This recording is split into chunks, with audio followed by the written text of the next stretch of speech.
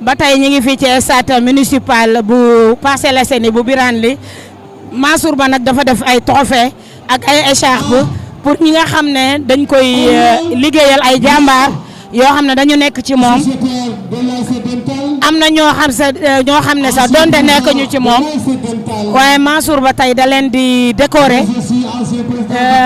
fii ci stade municipal bu Parcelles Assainies ndax nee naa tey le grand final muy diggante unité 20 ak unité 16 muy dental ak Diapo 16 muy final bu neex nag nee naa tey fête la fii ci Parcelles Assainies waaw ba tey ñu ngi doon di décorer ay kilifa yoo xam ne fii ci Parcelles Assainies la ñu nekk doon liggéey di bay seen waar ci li nga xamante ne mooy Parcelles Assainies wax dëgg yàlla mu ngi noonu présidente. Ce diplôme de reconnaissance à chaque pays.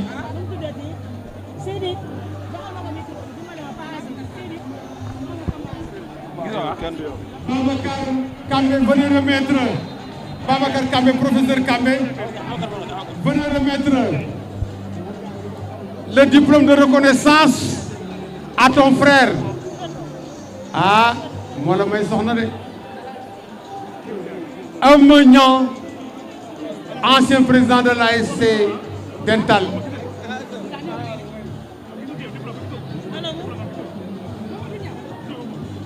Voilà.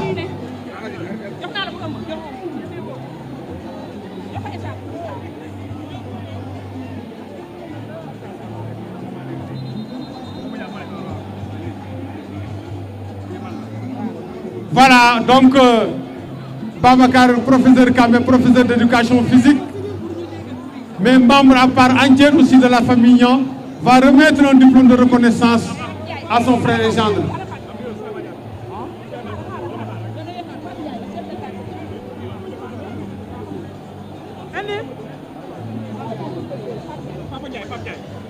Pape Ndiaye, venez remettre le diplôme.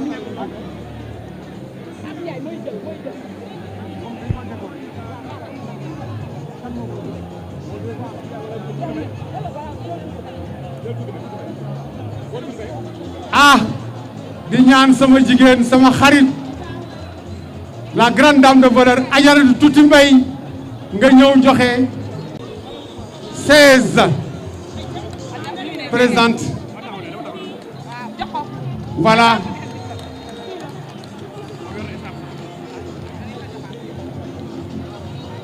ñu bokkoon ci conseil municipal bi liggéey fa liggéey bu rafet ñoom ñaar ñi Pape Ndiaye waaw nga nekk sama góor la sama càmmiñ la. Voilà la grande dame de valeur qui a organisé la grande conférence le samedi dernier ici au jardin. Issa Samb. Ah, Aladji Birane Ly, président des de quartier, venez remettre le diplôme de reconnaissance à Issa Samb du conseil consultatif de l'unité 16, mais Issa Samb aussi, pendant très longtemps, vice-président de la zone 8B, ancien président de la CQRP zonale des Parcelles Assainies. Le diplôme sera remis par le parrain du stade municipal, ancien international, Aladji Birane Ly.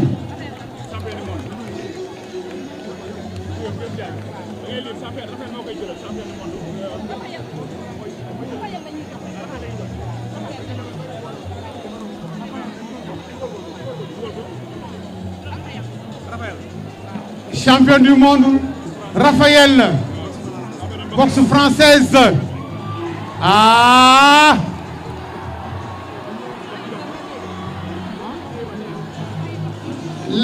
La reconnaissance sera remise par l'adjoint au maire chargé des sports, M.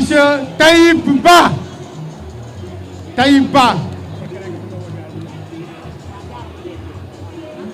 Taïb Ba va remettre à ce grand champion du monde, Raphaël, boxe française, un diplôme de reconnaissance.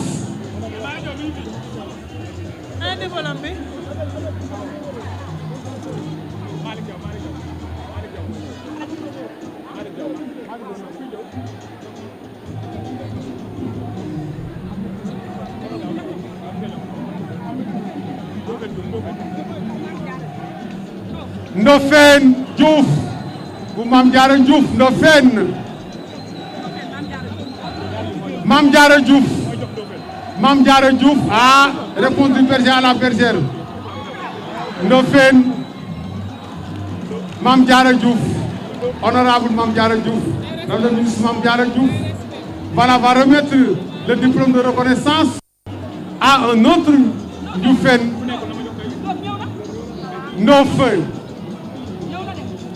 grand dirigeant Ndofène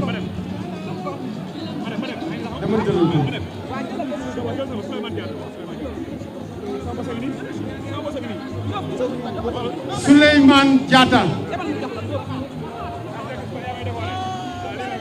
Souleymane Diatta est très honoré de recevoir son diplôme des mains de Mame Diarra Diouf.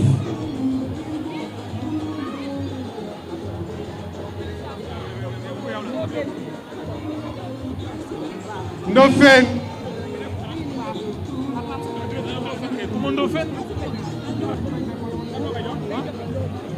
ah nous demandons aux grands sportifs, aux grands préparateurs physiques, Mame Souka Niang, ancien capitaine de l'ASC Dental, de venir remettre le diplôme de reconnaissance.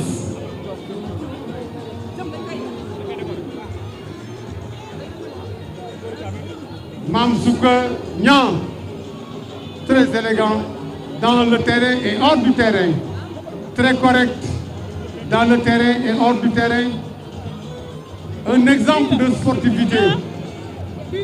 Mame Souka Niang va remettre, voilà,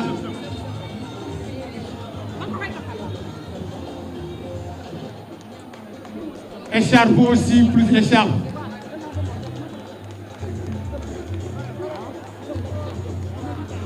Ah, ñu ngi honoré nag une icône, une légende, Mamadou Kane di Zëm Kane. Hey Madior, kenn du moom, le sportif, l'acteur culturel que sa sœur va aller chercher. Le manager de Yves Niang, grand artiste,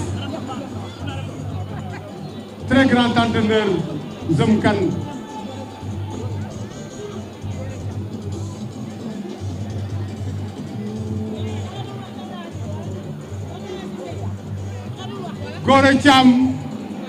Goré Thiam ah ñu ne nga ñëw Goré Thiam, président de la commission jeunesse et sport de la mairie des Parcelles Assainies. Ah kii mooy Mamadou Kane et lii du hasard tey ñoom ñëpp ñu yeewoo unité 8 ci ASC Gouné Ndiobé ba mu xam ne seen loxo la juddoo. Kii nekkoon na entraîneur Gouné Ndiobé, kii nekkoon na entraîneur Entente 811, kii nekk na président écurie de lutte, kii nekkoon na manager Yves Niang, ce grand artiste. En tout cas, Zëm, c'est un homme multidimensionnel. Il est en transversal, Zëm Kane.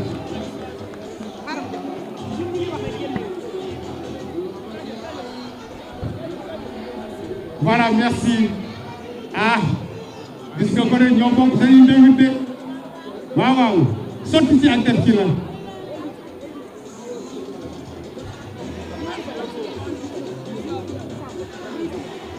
Il va être honoré aussi pour service rendu, dirigeant infatigable de l'ASC Tolbi, très administratif, Youssoufa Sambou. Amsa Mbaye ñu ne nga ñëw jox diplôme bi à Youssoufa Sambou. Amsa Mbaye ñu ne nga ñëw jox diplôme bi à Youssoufa Sambou.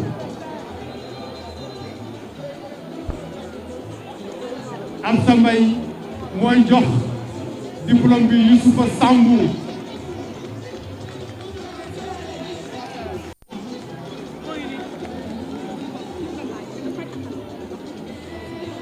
Amsa Mbaye, elle n'est plus à présenter.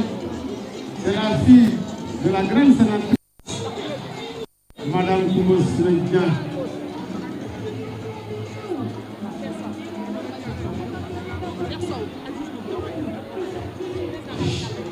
Cheikh Sow, président de ASC Cameroun, va recevoir un diplôme des mains de notre grand président, Abdoul Aziz Diouf. Abdoul Aziz Diouf, sama turandoo sama xarit sama rak Cheikh Sow, monsieur le président, ñu lay encouragé métti na mais téye leen rek incha allah rabbi dina baax. Vous avez eu le mérite de vivre au Parcelles Assainies au moins l'ambiance d'une équipe de première division. Abdoul Aziz Diouf, le président de cette grande ASC, l'ASC Entente 811, l'infatigable, l'omniprésent, l'intellectuel, inspecteur du trésor principal, Abdoul Aziz Diouf. Borom Jolof, le nuyu waa Jolof Aziza. Merci beaucoup Aziza. Ah, sama xarit sama soppe sama rak ki tete xale yu bari tey bañ nekk à des niveaux de performance bokk na ci Mame Birame Diouf ancien international. Ama Ndiaye. Ama Ndiaye.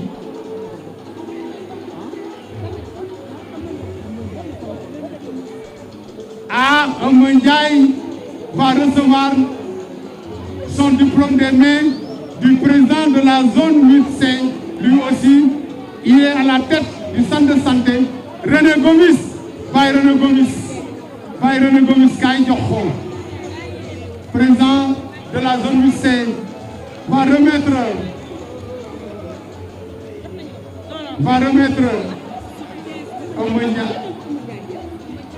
Amadou Ndiaye Thioune. Ah, c'est une très grande retrouvaille entre Ama Ndiaye et René Gomis. Ils ont travaillé pendant très longtemps. Diplôme.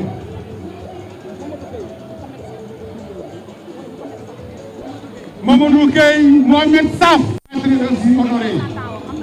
Où son représentant s'il est là? Si son représentant est là, le représentant de Mamadou Gueye, Talla Niang, ñu ne nga ñëw jox diplôme bi Mamadou Gueye.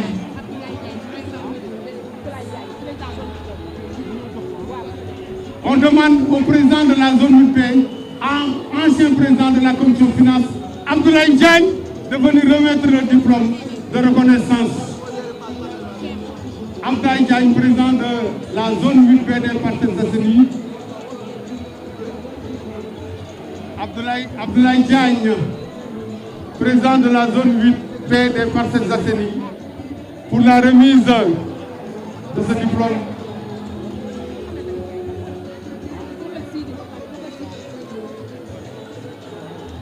Président Abdoulaye Diagne, l'infatigable, un pionnier du sport, un militant du sport, Abdoulaye Diagne.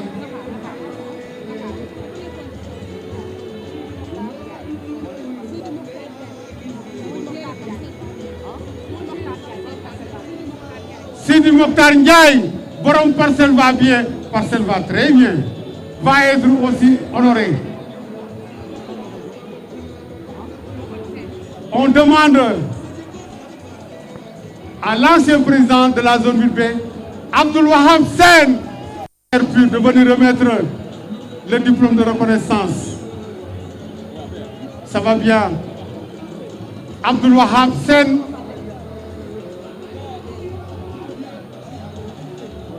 membre de l'ODECAV, membre du comité directeur de l'ODECAV, président de commission, ancien président de la zone 8B, de venir remettre le diplôme de reconnaissance pour service rendu.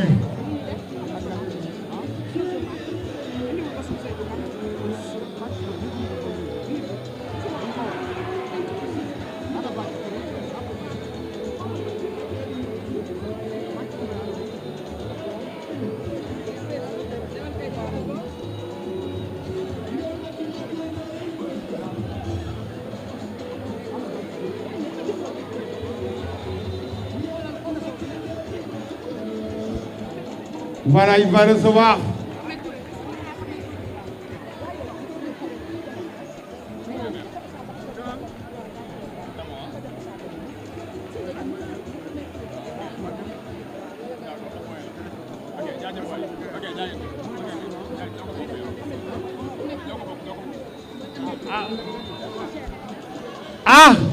l'ancien capitaine de l'ASC Djantbi, Mohamed Touré.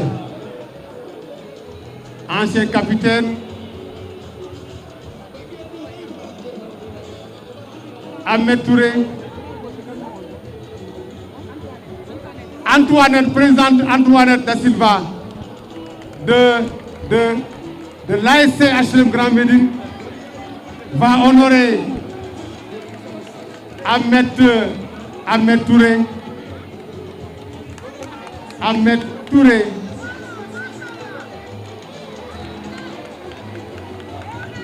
Ahmed Touré, voilà son représentant. Il a été pendant très longtemps capitaine de l'ASC Djantbi, mais aussi c'est lui qui a aidé à la création de l'espace foot Momo Foot, un terrain gazonné de dernière génération, là-bas du côté de l'unité 10, dans l'enceinte de l'école. Ancien capitaine. Merci beaucoup. Amadou Diop, gaucher, venez prendre votre diplôme de reconnaissance.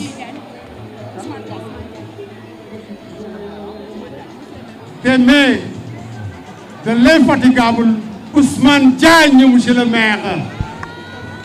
Monsieur le maire, l'éternel maire. Maire aujourd'hui, demain et pour toujours. Ousmane Diagne. De ëllëgu Sénégal, gaucher, Ousmane Diagne, Yakhya Baba Diagne. Merci beaucoup Ousmane Diagne.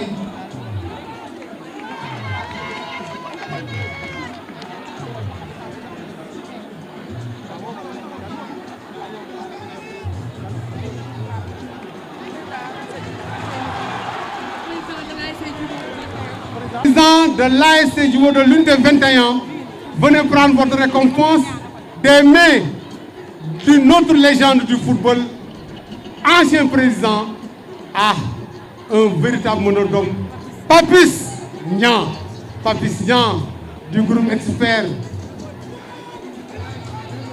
Papis Niang de Parcelles Momo Nior, Papis Niang toujours au front, en train de défendre les justices. Papis Niang borom def te yàlla tax. Papis Niang, ancien capitaine, Papis Niang bu def te yàlla tax, va remettre le diplôme au président. Écharpe d'abord.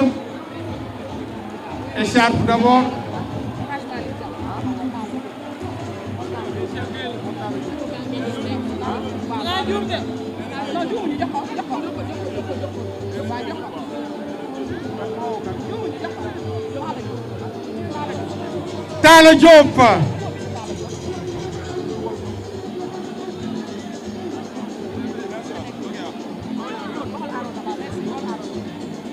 Talla Diop, nous demandons à l'entraîneur, un des entraîneurs les plus titrés des Parcelles, Ron Ndiaye, de venir remettre le diplôme de reconnaissance.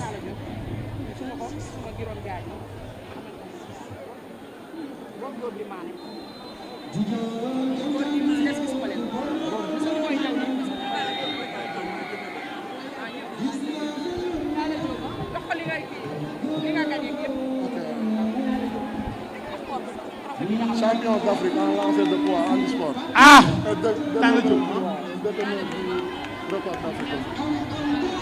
ah ma ne kii mooy Talla Diop champion d'Afrique en lancer poids et recordman d'Afrique en lancer poids champion d'Afrique a ngi nii hey waay Parcelles hey waay Parcelles Talla Diop merci beaucoup Talla le grand champion international.